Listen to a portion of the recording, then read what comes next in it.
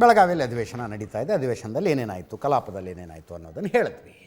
ಅಧಿವೇಶನ ಅಂದಾಗ ಪ್ರತಿಭಟನೆಗಳ ಸಾಮಾನ್ಯ. ಅನೇಕ ಸಂಘಟನೆಗಳು ತಮ್ಮ ತಮ್ಮ ಬೇಡಿಕೆಯನ್ನು ಈಡೇರಿಸೋದಕ್ಕೆ ಪ್ರತಿಭಟನೆ ನಡೆಸ್ತವೆ. ಅನೇಕ ವಿಷಯಗಳಿಗೆ ವಿರೋಧ ಪಕ್ಷಗಳು ಪ್ರತಿಭಟನೆ ನಡೆಸ್ತವೆ. ಆದರೆ ಆಡಳಿತ ಪಕ್ಷಕ್ಕೆ ಪ್ರತಿಭಟನೆ ನಡೆಸೋ ಅವಕಾಶಗಳು ಅಪರೂಪದಲ್ಲಿ ಸಿಗ್ತವೆ, ಇಲ್ಲ ಅಂತಲ್ಲ, ಸಿಗ್ತವೆ. ಅಂಥದ್ದೊಂದು ಅವಕಾಶ ಕಾಂಗ್ರೆಸ್ಸಿಗೆ ಸಿಕ್ಕಿತ್ತು ಅಂದರೆ ಮುಗಿದೋಗಿದೆ ಅಂತಲ್ಲ, ಸಿಕ್ಕಿದೆ. ಅದು ದೆಹಲಿಯಲ್ಲಿ ನಡೆದ ಬೆಳವಣಿಗೆ. ಫಸ್ಟ್ ಅವರು ಡಿಸೈಡ್ ಮಾಡಿದ್ದು, ನೆನ್ನೆ ಡೀಟೇಲಾಗಿ ಹೇಳಿದೆ ನಾನು, Mahatma Gandhi rural employment generation scheme NREGA ಏನಿತ್ತಲ್ಲ, ಅದರ ಹೆಸರನ್ನು VBG ರಾಮ್ಜಿ ಅಂತ ಚೇಂಜ್ ಮಾಡಿದೆ ಕೇಂದ್ರ ಸರ್ಕಾರ. ಅದರ ವಿರುದ್ಧ ಗಾಂಧಿ ವಿರೋಧಿಗಳನ್ನು ನೀವು ಅಂತ ಪ್ರತಿಭಟನೆ ನಡೆಸೋದಕ್ಕೆ ತಯಾರಾಗಿತ್ತು. ಅಷ್ಟರಲ್ಲಿ ಇನ್ನೊಂದು ವಿಷಯ ಸಿಕ್ಬಿಡ್ತು. ಆಡಳಿತ ಪಕ್ಷದವರು ಕಾಂಗ್ರೆಸ್ನವರಿಗೆ ಪ್ರತಿಭಟನೆ ನಡೆಸೋದಕ್ಕೆ ಏನು ವಿಷಯ, ಇದರಲ್ಲಿ ಯಾವುದು, ನಮ್ಮ ನ್ಯಾಷನಲ್ ಹೆರಾಲ್ಡ್ ಕೇಸ್ನಲ್ಲಿ ತನಿಖೆ ಪೂರ್ಣಗೊಳಿಸಿದ್ದೀವಿ ಅಂತ ED ಅವರು ಚಾರ್ಜ್ ಶೀಟ್ ಹಿಡ್ಕೊಂಡು ರೋಸ್ ಅವೆನ್ಯೂ ಕೋರ್ಟ್ಗೆ ಹೋದರೆ ರೋಸ್ ಅವೆನ್ಯೂ ಕೋರ್ಟು ಚಾರ್ಜ್ ಶೀಟನ್ನು ರಿಜೆಕ್ಟ್ ಮಾಡಿ ಕಳಿಸ್ಬಿಡ್ತು. ಯಾಕೆ ಅದನ್ನೂ ನೆನ್ನೆ ಡೀಟೇಲಾಗಿ ಮಾತಾಡಿದೆ. ಎಲ್ಲಿದೆ FIR ಅಂತ ಕೇಳಿದ್ರು ಅವರು. ಯಾವ FIR ಮೇಲಿನ ಚಾರ್ಜ್ ಶೀಟು? FIR ಇಲ್ಲ ಅಲ್ಲಿ. ಸುಬ್ರಹ್ಮಣ್ಯಂ ಸ್ವಾಮಿ ಅವರು 2014ರಲ್ಲಿ ಕೊಟ್ಟಂಥ 2012ರಲ್ಲಿ ಕೊಟ್ಟಂಥ ಖಾಸಗಿ ದೂರನ್ನು ಇಟ್ಕೊಂಡು ಕೋರ್ಟ್ನವ್ರು ಸಮನ್ಸ್ ಕೊಡ್ತಾರೆ. ಅದರ ಆಧಾರದ ಮೇಲೆ ED ಅವರು ECIR ದಾಖಲಿಸಿಕೊಂಡು ತನಿಖೆ ಮಾಡಿಬಿಟ್ಟಿದ್ರು. ಅದರಲ್ಲಿ ಹಂಗೆ ಮಾಡೋದಕ್ಕೆ, ಟೆಕ್ನಿಕಲಿ ಹಂಗೆ ಮಾಡೋದಕ್ಕೆ ಬರೋದಿಲ್ಲ. ಅದಕ್ಕೆ ಫಂಡಮೆಂಟಲಿ ಒಂದು FIR ಅಂತ ಬೇಕು. ED FIR ದಾಖಲಿಸಿಕೊಳ್ಳುವ ಅಧಿಕಾರ ಇಲ್ಲ. ಎಲ್ಲೋ ಒಂದು ಕಡೆ ಯಾರೋ ಒಂದು ಕಡೆ FIR ಮಾಡಿದರೆ ಅದರ ಆಧಾರದ ಮೇಲೆ, ಅಂದರೆ ಆ FIRನ ತನಿಖೆಯಲ್ಲಿ ಮನಿ ಲಾಂಡ್ರಿಂಗ್ ಕಂಡು ಬಂದಿದ್ದರೆ, ಅಕ್ರಮ ಹಣ ವರ್ಗಾವಣೆ ಕಂಡು ಬಂದಿದ್ದರೆ ಅದರ ಆಧಾರದಲ್ಲಿ ECIR ಮಾಡ್ಕೊಂಡು ಇವರು ತನಿಖೆ ಮಾಡಬಹುದು. ಇಲ್ಲಿ FIR ಇಲ್ಲದೆ ತನಿಖೆ ಮಾಡಿಬಿಟ್ಟಿದ್ರು. ರೋಸ್ ಅವೆನ್ಯೂ ಕೋರ್ಟ್ ಬೈದು ಕಳಿಸ್ಬಿಡ್ತು. ಎಲ್ಲಿದೆ ಕಂಡ್ರೆ ಇದಕ್ಕೆ FIR ಅಂತ. ಇದು ನ್ಯಾಷನಲ್ ಹೆರಾಲ್ಡ್ ಪ್ರಕರಣದಲ್ಲಿ ಆರೋಪಿಗಳಾಗಿದ್ದಂಥ ಸೋನಿಯಾ ಗಾಂಧಿ, ರಾಹುಲ್ ಗಾಂಧಿ ಮತ್ತು ಇತರೆ 5 ಜನರಿಗೆ ಗೆಲುವು. ರೋಸ್ ಅವೆನ್ಯೂ ಕೋರ್ಟ್ ಹೇಳಿದ್ದು EDಯ ದುರುಪಯೋಗದ ಬಗ್ಗೆ ಅಂತ ಕಾಂಗ್ರೆಸ್ನವರು ಪ್ರತಿಭಟನೆಯನ್ನು ಶುರು ಮಾಡಿದ್ರು. ಅಂದರೆ ನಮಗೆ ಗೆಲುವಾಗಿದೆ ನೋಡ್ರಿ ಅಂತ, ನ್ಯಾಷನಲ್ ಹೆರಾಲ್ಡ್ ಕೇಸ್ನಲ್ಲಿ ಅಕ್ವಿಟ್ ಆಗಿಬಿಟ್ಟಿದ್ದೀವಿ ಅನ್ನೋ ಥರ. ಆ ನಂತರ ಅದನ್ನು ಸದನದ ಒಳಗೂ ಚರ್ಚೆ ಮಾಡೋ ಪ್ರಯತ್ನ ನಡೀತು. ಶೂನ್ಯ ವೇಳೆಯಲ್ಲಿ ಅದನ್ನು ಪ್ರಸ್ತಾಪಿಸಲಾಯಿತು. ಶೂನ್ಯ ವೇಳೆಯಲ್ಲಿ ಪ್ರಸ್ತಾಪಿಸಿದ್ರು. ಉತ್ತರ ಯಾರು ಕೊಡೋದು ಅನ್ನೋ ಪ್ರಶ್ನೆ ಬಂತು. AS ಪೊನ್ನಣ್ಣ ಅವರು ಪ್ರಸ್ತಾಪ ಮಾಡ್ತಾರೆ. ಅದರ ಮುಖ್ಯಮಂತ್ರಿಗಳ ಕಾನೂನು ಸಲಹೆಗಾರರು. ಆ್ಯಕ್ಚುಲಿ ಕಾನೂನು ಸಚಿವರು ಅದನ್ನು ಸ್ಟ್ರೆಸ್ ಮಾಡ್ತಾರೆ, ಚರ್ಚೆ ಆಗಬೇಕಿಲ್ಲಿ ಅಂತ. ಹೆಂಗೆ ಮೋದಿ ಸರ್ಕಾರ IT, ED, CBIನ ದುರುಪಯೋಗ ಪಡಿಸಿಕೊಂಡು ರಾಜಕೀಯ ವಿರೋಧಿಗಳನ್ನು ಹಣಿತಾ ಇದೆ ಅನ್ನೋದರ ಚರ್ಚೆ ಮಾಡಬೇಕು ಅಂತಾರೆ ಅವರು. ಫಸ್ಟು ಏನೇನು ಆಯಿತು ಅಂತ ನೋಡಿ, ಆಮೇಲೆ ಫೈನಲಿ ಚರ್ಚೆ ಆಯ್ತಿಲ್ಲೋ ಅನ್ನೋದನ್ನು ಹೇಳ್ತೀವಿ. ನಿನ್ನೆ ಒಂದು ತೀರ್ಪು ಬಂದಿದೆ. ನವದೆಹಲಿಯಲ್ಲಿ ಒಂದು ಕೋರ್ಟ್ ನೀಡಿದಂಥ ತೀರ್ಪಿನಲ್ಲಿ ನಮ್ಮ ನಾಯಕರು, ವಿರೋಧ ಪಕ್ಷದ ನಾಯಕರಾದಂಥ ರಾಹುಲ್ ಗಾಂಧಿ ಅವರು, ಮೇಡಮ್ ಸೋನಿಯಾ ಗಾಂಧಿ ಅವರ ವಿರುದ್ಧ ಒಂದು ಸುಳ್ಳು ಪ್ರಕರಣವನ್ನು ED ಅವರು ದಾಖಲೆ ಮಾಡಿದ ಬಗ್ಗೆ ಛೀಮಾರಿ ಹಾಕಿ ಒಂದು ತೀರ್ಪನ್ನು ಕೊಟ್ಟಿದ್ದಾರೆ ಮಾನ್ಯ ಅಧ್ಯಕ್ಷರೇ. ಇದರಿಂದ ಬಹಳ ಮುಖ್ಯವಾದಂತಹ ಒಂದು ವಿಚಾರ, ಬಹಳ ತುರ್ತಾದಂತ ಪರಿಸ್ಥಿತಿ ಕೂಡ ಪ್ರಜಾಪ್ರಭುತ್ವದ ಪಕ್ಷಗಳ ಮೇಲೆ ಸಂಸ್ಥೆಗಳನ್ನು ಬಳಕೆ ಮಾಡಿ ED ಸಂಸ್ಥೆ ಅದು ವಿಶೇಷವಾಗಿ ಮಾಡುವಂತ ರೀತಿಯಲ್ಲಿ ಅವರ ಎಲ್ಲ ರೀತಿಯಾದಂತಹ ಸ್ವತಂತ್ರವನ್ನ ಮೆಟ್ಟುವಂತ ಕೆಲಸವನ್ನ ಮಾಡ್ತಾ ಇದ್ದಾರೆ. ನಾವು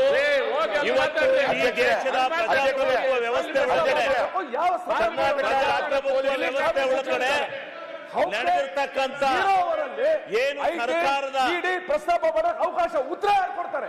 ಇವತ್ತು ಸುಪ್ರೀಂ ಕೋರ್ಟ್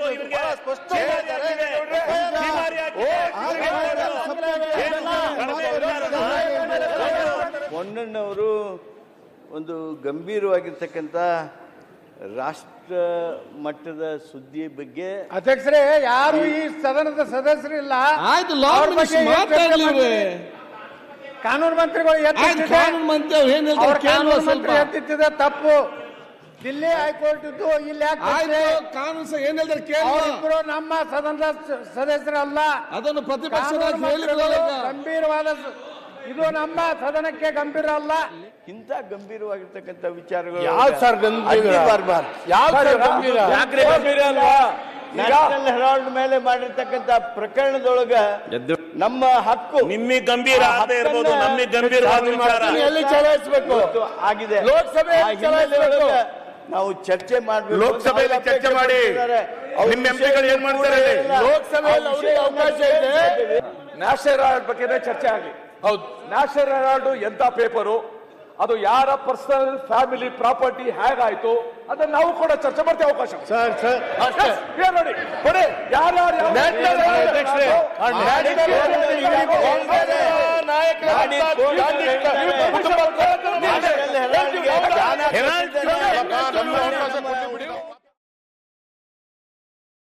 ನ್ಯಾಷನಲ್ ಹೆರಾಲ್ಡ್ ಕೂಡ ಈ ದೇಶದ ಆಸ್ತಿ. ದ್ವೇಷದ ರಾಜಕಾರಣ ಬಿಜೆಪಿಯ ಆಸ್ತಿ.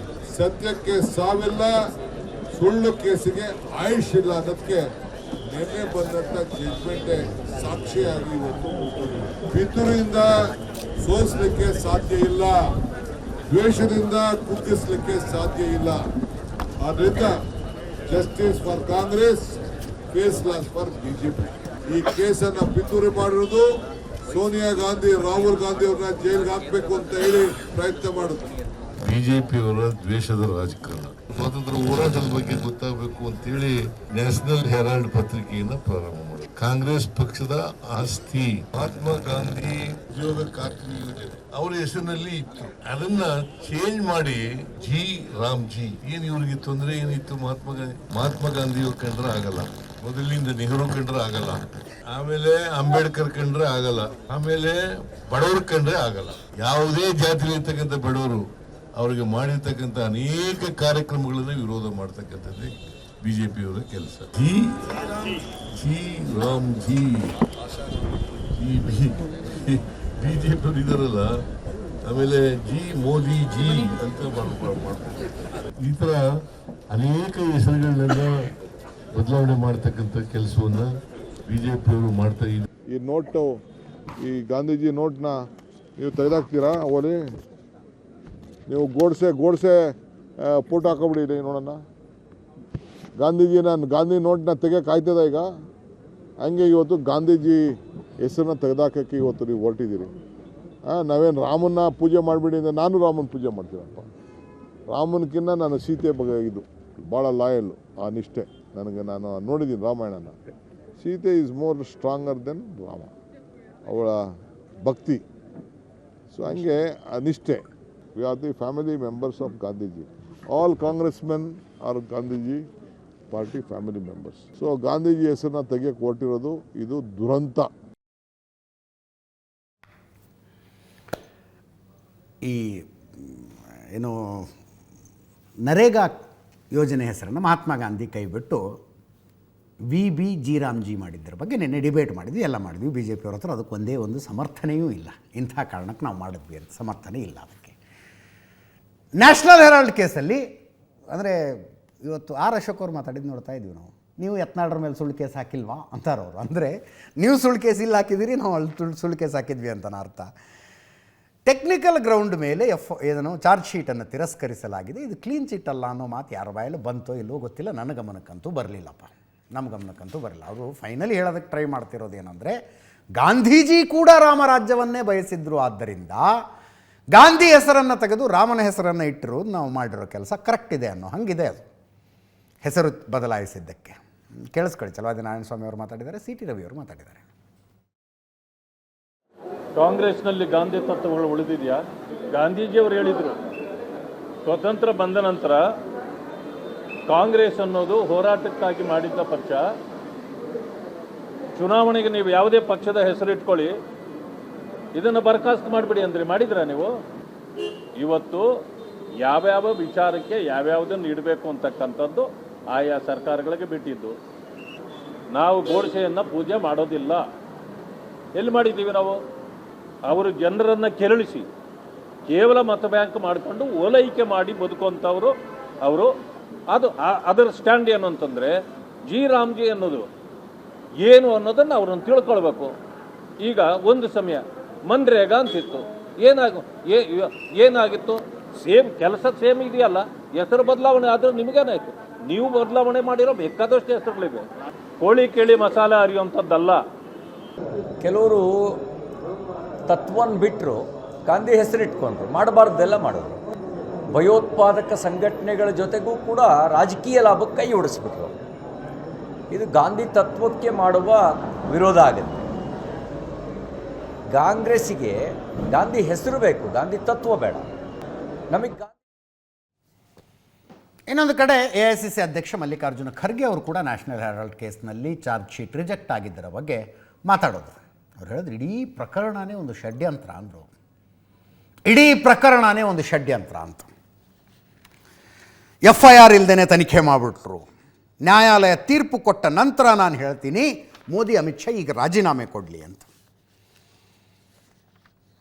ಅದಕ್ಕೆ ಗೌರವ್ ಭಾಟಿಯಾ BJP ನಾಯಕರು ಕೇಳ್ತಾರೆ, ನ್ಯಾಯಾಲಯ ಕ್ಲೀನ್ ಚಿಟ್ ಕೊಟ್ಟವ್ರಂಗೆ ಆಡ್ತಿದ್ದೀರಲ್ಲ ಅಂತ. ನ್ಯಾಯಾಲಯ ಏನು ಕ್ಲೀನ್ ಚಿಟ್ ಕೊಟ್ಟಿದೆಯಾ? ನೀವು ಅದರಲ್ಲಿ ಆರೋಪಿಗಳು ಅನ್ನೋದು ಹೌದು, ಜಾಮೀನು ತಗೊಂಡು ಹೊರಗಡೆ ಇದ್ದೀರಿ ಅನ್ನೋದು ಹೌದು ಅಂತ ಇಬ್ಬರು ಹೇಳಿದ್ದು ಕೇಳಿಸ್ಕೊಳ್ಳಿ. उन्होंने नेशनल हेराल्ड के नाम से केस डाला और इस उद्देश्य से ये लोग ये कर रहे हैं कि एक पॉलिटिकल वेंडेटा, एक द्वेष के दृष्टि से ये केस किया जा रहा है. खासकर गांधी फैमिली को उन्होंने सताने के लिए ही ये केस डाला है, नहीं तो इसमें कुछ नहीं है. और कोई FIR नहीं है, कोई प्राइवेट पर्सन FIR डालता है. मैं ये कहना चाहता हूँ मोदी जी और शाह रिसिग्नेशन देना चाहिए वो, क्योंकि उनके मुंह पे एक थप्पड़ मारे जैसा हुआ है. और आज वो ये समझ के राजीनामा देना चाहिए. ऐसे जनता को सताने का काम वो नहीं करना चाहिए. भविष्य में उनको ये मालूम होगा कि ऐसे. कुछ समय पहले कांग्रेस पार्टी के राष्ट्रीय अध्यक्ष मल्लिकार्जुन खड़गे जी ने एक प्रेस वार्ता करी है जो नेशनल हेराल्ड घोटाला, नकली गांधी परिवार, accused number 1 Sonia Gandhi, accused number 2 Rahul Gandhi ने किया है. कल एक फैसला अदालत का आया और ये फैसला क्या है? क्या ये क्लीन चिट है? क्या ये टेक्निकल आधार पे दिया गया है? ये स्पष्ट होना बहुत ही आवश्यक है, क्योंकि हम सब जानते हैं जो नकली गांधी परिवार है ये केवल फरेब, धोखा, प्रोपेगेंडा इस पर ही जीवित रहता है. सोनिया गांधी जी और Rahul Gandhi, they are accused in this trial and they are out on bail. आज भी वो बेल पे बाहर हैं 420 करने के आरोप पर. वो मामला है अभी. और ये कहना गलत नहीं होगा कि सबसे भ्रष्टाचारी परिवार पूरे विश्व में राजनीति में कोई है तो वो नकली गांधी परिवार है. 3 सदस्य, सोनिया गांधी जी बेल पे बाहर, राहुल गांधी बेल पे बाहर, रॉबर्ट वाड्रा बेल पे बाहर. ये बेलगाड़ी है, बेलगाड़ी. ಒಂದು ಟೆಕ್ನಿಕಲ್ ಗ್ರೌಂಡ್ ಮೇಲೆ FIR ರಿಜೆಕ್ಟ್ ಮಾಡ್ತು ರೋಸ್ ಅವೆನ್ಯೂ ಕೋರ್ಟ್ ಅನ್ನೋದು ಹೌದು. ನನಗಿದು ದೊಡ್ಡ ಪ್ರಶ್ನೆ, ಇಷ್ಟೆಲ್ಲ ತನಿಖೆ ಮಾಡಿರುವ ED ಅವ್ರಿಗೆ FIR ಇಲ್ಲದೆ ನಾವು ECIR ಮಾಡಿದ್ದೀವಿ, ಅದು ತಪ್ಪಾಗತ್ತೆ ಕೋರ್ಟ್ನಲ್ಲಿ ಅನ್ನೋದು ಗೊತ್ತೇ ಇರಲಿಲ್ಲವಾ? ದೊಡ್ಡ ಪ್ರಶ್ನೆ ನನಗದು. ಅದಾದಮೇಲೆ ಅಕ್ಟೋಬರ್ 3ಕ್ಕೋ 4ಕ್ಕೋ ಏನೋ ಡೆಲ್ಲಿ ಎಕನಾಮಿಕ್ ಅಫೆನ್ಸ್ ವಿಂಗ್ನಲ್ಲಿ ಒಂದು FIR ಮಾಡಿದ್ದಾರೆ. ಆ FIR ಮೇಲೆ ECIR ಅನ್ನೋದಕ್ಕಾಗೋದಿಲ್ಲ. ECIR ಮೊದಲಾಗಿದೆ, FIR ಆಮೇಲೆ ಆಗಿದೆ. ಇದರಲ್ಲಿ ಏನು ED ಅವರು ಡೆಡ್ ಎಂಡ್ ರೀಚ್ ಆಗಿಬಿಟ್ರಾ ಅಂದರೆ ಇಲ್ಲ. ಮಾಡಬೇಕು ಅಂದರೆ ತನಿಖೆ ಮುಂದುವರ್ಸೋದಕ್ಕೆ ಬೇರೆ ಅವಕಾಶಗಳು ಇದಾವೆ ಅವ್ರ ಹತ್ರ. ಏನು ಮಾಡ್ತಾರೋ ನೋಡಬೇಕು. ನನಗಿರುವ ದೊಡ್ಡ ಪ್ರಶ್ನೆ, ಚಾರ್ಜ್ ಶೀಟ್ ಹಿಡ್ಕೊಂಡು ಹೋದಾಗ ಎಲ್ಲಪ್ಪ ಇದ್ರ FIR ಅಂತ ಕೇಳಿದ್ರಲ್ಲ. ಮೊದಲೇ ಸೋನಿಯಾ ಗಾಂಧಿ ಅವರಿಗೆ, ರಾಹುಲ್ ಗಾಂಧಿ ಅವರಿಗೆ, ಮಲ್ಲಿಕಾರ್ಜುನ್ ಖರ್ಗೆ ಅವ್ರಿಗೆ, ಇವ್ರಿಗೆಲ್ಲ ನೋಟಿಸ್ ಕೊಟ್ಟು ವಿಚಾರಣೆ ಕರೆದಿದ್ದಾರೆ. ಇವ್ರು ನೋಟಿಸನ್ನು ಕ್ವಶನ್ ಮಾಡಿದ್ದಾರೆ ಕೋರ್ಟ್ನಲ್ಲಿ.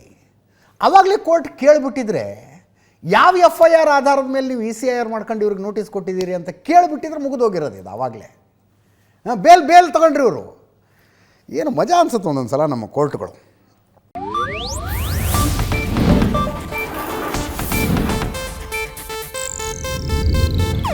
ಇದು ಏಷ್ಯಾನೆಟ್ ನ್ಯೂಸ್ ನೆಟ್ವರ್ಕ್ ಪ್ರಸ್ತುತಿ.